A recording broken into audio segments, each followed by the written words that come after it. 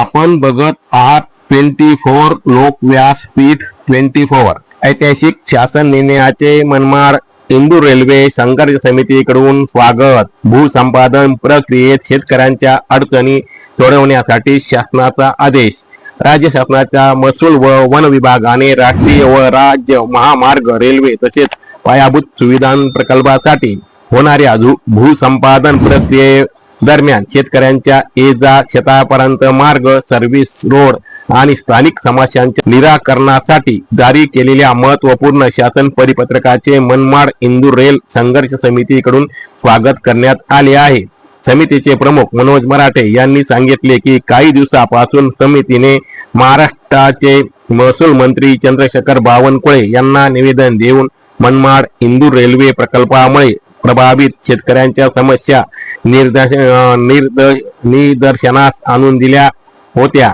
त्या निवेदनात भूसंपादनाशी संबंधित व्यावहारिक अडचणी, अपुरा मोबदला आणि त्यामुळे प्रकल्पाच्या कामात होणारा विलंब याबाबत माहिती देण्यात आली होती।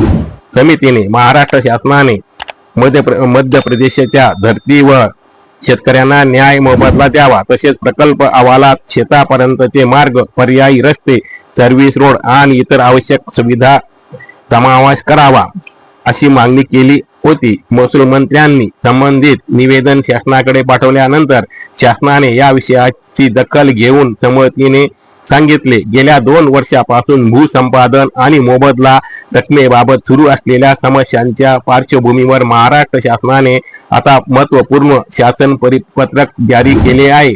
या परिपत्रकानुसार सर्व रस्ते, रेल्वे आणि इतर पायाभूत सुविधा प्रकल्पांच्या प्रकल्प अहवालात शेतकरी व स्थानिक नागरिकांच्या अडचणी दूर करण्यासाठी आवश्यक कामे आणि त्यासाठी लागणाऱ्या निधीचा समावेश करणे बंधनकारक करण्यात आले आहे।